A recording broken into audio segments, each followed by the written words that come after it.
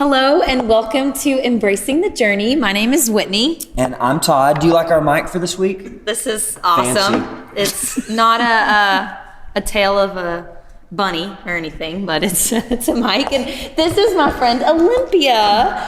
And we are so excited that you are with us. And if you don't know her, you need to, because she's awesome. And so can you just tell us a little bit about yourself?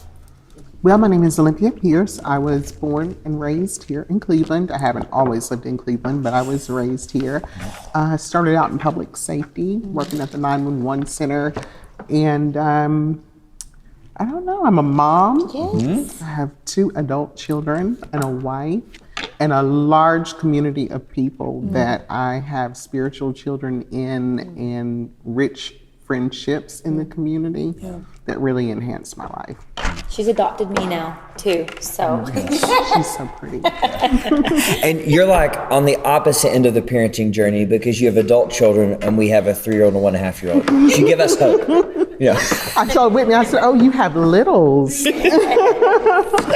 Yes. And Olympia, just to encourage you, I'd heard so much about you that I was like, I cannot wait to meet you. And you delivered. Like you exceeded even the expectations. And so, That's so kind. yes, it just really is an honor for us to sit down and have this conversation. And a few weeks ago, we just celebrated Black History Month by talking about the College Hill podcast. But you're one of the visionaries behind it. So we get the inside scoop today. So could you just tell us the story behind the College Hill podcast? You know, one of the rare things for me, as it began with Be the Bridge, we had a Be the Bridge group at the United Way that was led by Tony Miles, you know, Tony and Jake Stum. And I was new to the nonprofit sector at that time. And so they embraced me and brought me in, and I gained many rich friendships throughout that process. So we started the Be the Bridge. It's racial reconciliation, a lot of difficult conversations, which naturally led to our community here in Cleveland. For those that are local, you know that there seems to be some tension at times, or almost a divide in our community where people aren't as together as we should be. Right. Especially in the faith community. And so what many people don't know is there is a history and there are stories and there are things that have taken place in Cleveland that lend itself to the conversation of healing. Yes. And so those things naturally arose in our Be the Bridge. And as we were coming to the end of our time together, we wanted to do something for the community. And we came up with the idea of the College Hill podcast. And I'll tell you why. We wanted to capture the stories of the people. The people in a community that we don't hear a lot from. And like Mrs. Helen Miller, she is in one of the episodes. Mrs. Helen Miller is 90-something years old. And I really wanted to capture her story. Yes. I wanted her story to be placed somewhere where we would hear it for generations to come, because she has so much to offer. And so that was kind of the seed and the starting point of capturing the story, paying honor to people that may seem overlooked in our community. Wow. You mentioned Helen Miller, that Miss Helen Miller, she was, you know, she's on the earlier episodes, but like I just told Todd, I said, I felt like I knew her.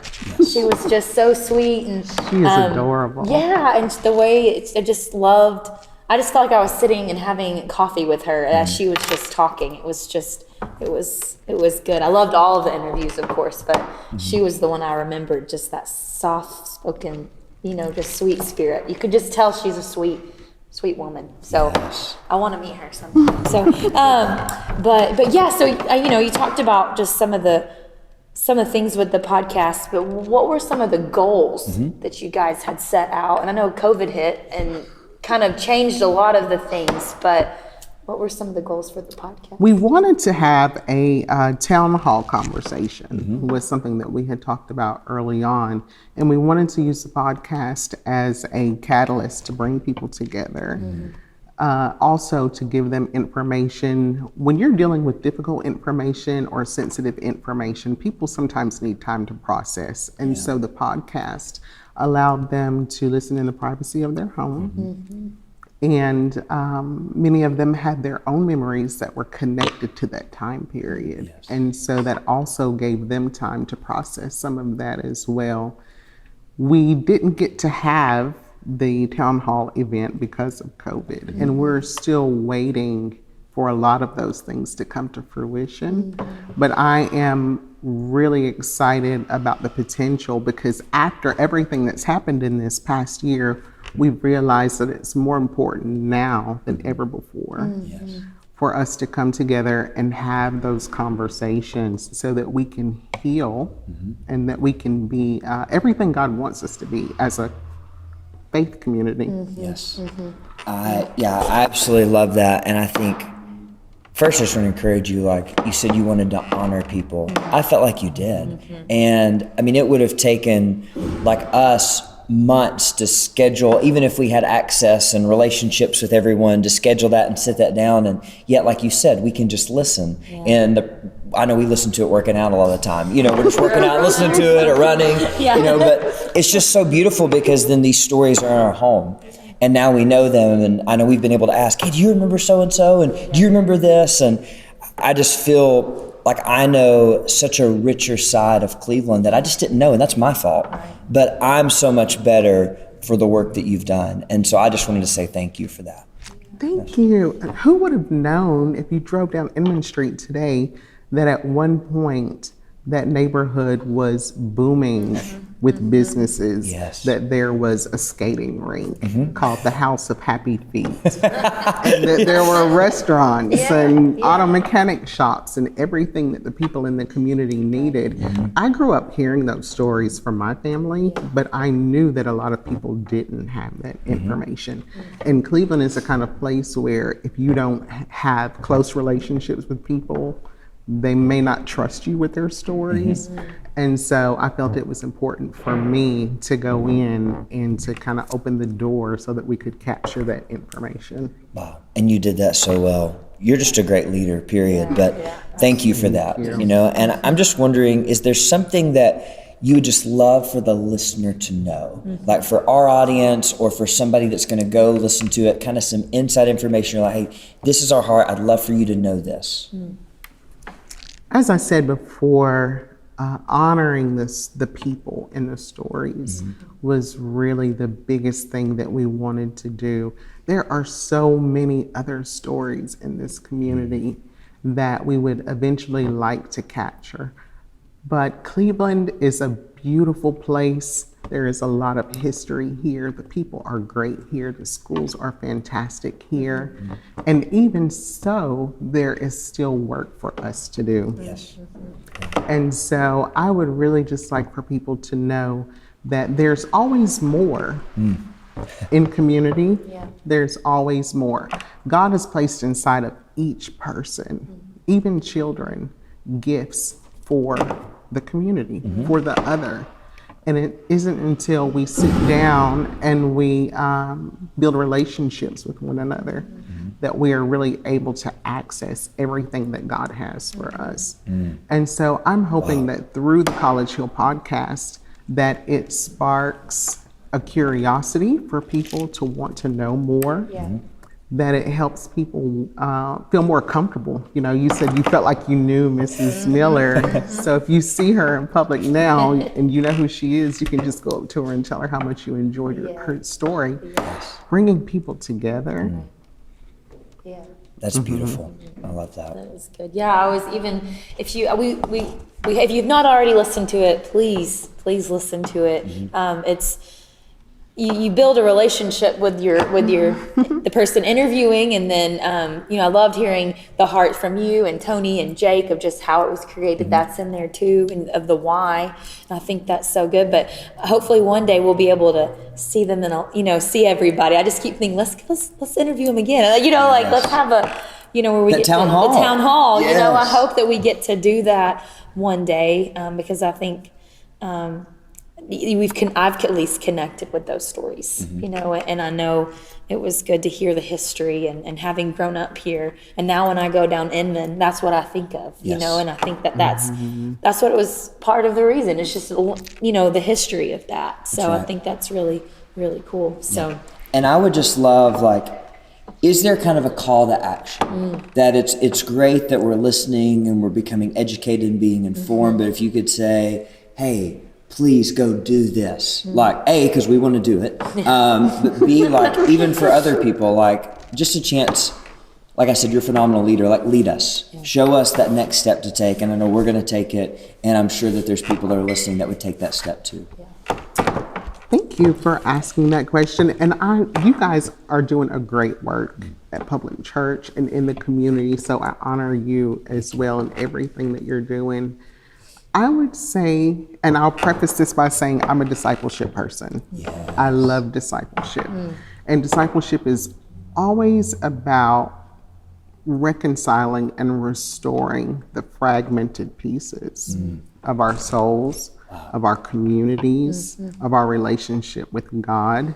And so there is that work that ripples and echoes, that as the word being reconciliation. And that seems to be a buzzword right now when we talk about racial reconciliation. And some people may say, you know, well, there's not even a lot of Black people in my community, so I don't have to be worried about that.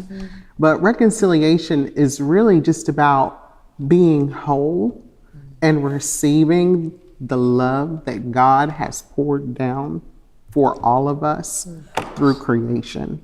And through his sons and daughters that are created in his image. And so reconciliation and restoration. As you listen to the podcast, think about how that story has brought you closer together with a community that you didn't know anything about. And to ask yourself, what's the next step? That's good. In reconciling people. Even if it doesn't directly affect or involve you, there may be something that you can do to bring about a greater good in the community. So what can I do? How can I help? How can I be of service to someone else? And sometimes it's just about listening to other people so that they feel heard, so that they don't feel like they are not important. Wow, I love that. And I think about Philippians 2:4. You're basically asking us to live that out, to look not only to our own interest, but also to the interest of others. And I think something we've talked about is in COVID, it can be easy to kind of turn inward. And that inward pull is almost stronger than ever. And you're saying, no, like reconciliation, restoration, they force us to look out. They force us to think about what other people are going through and to empathize and put ourselves in their shoes so that we can be a part of what the Holy Spirit is doing, of restoring those fragmented pieces. That analogy, I could just see it. I could see all these fragmented pieces and just them being put together. So that's incredible. Anything you want to? No, let's keep talking. Let's get coffee in a little bit. Or keep meeting. I think that there's a lot of learning I can do from you, and so I just appreciate you taking the time to be with us and to talk to our family and on embracing the journey. So Thank you. And can I say one other thing? Throughout this process, we have made some of the best friendships you will ever have is those unexpected gifts that God gives you when you're able to meet someone and learn their story and they become a part of your life and they bring something that you didn't even know you needed. Yes. That's the God we serve, and that is so awesome. And so I would just encourage everyone to be concerned about the job of reconciliation, because it will enhance your life in more ways than you can ever imagine. And those friendships is a bonus. Yes. The people that you'll meet along the way. I agree. And we've experienced that just by getting to know you. So thank you. Wow. Yes. Thank you so much. So we'll definitely have to have you back on at some point because this was incredible. So Thank you, Olympia. And I don't know if I've told you this, but I've actually quoted you in meetings already of like some of the work that you studied, and you talked about developing a subculture and influencing. So just know, like, your reputation is going ahead of you, and Jesus is using you in ways that you don't even realize. So thank you for investing in us, investing in public church. We love you and respect you so much. Thank you. I am humbled and I'm honored and give God the glory. Yes, most definitely. So, all right, until next time, love you guys. Bye.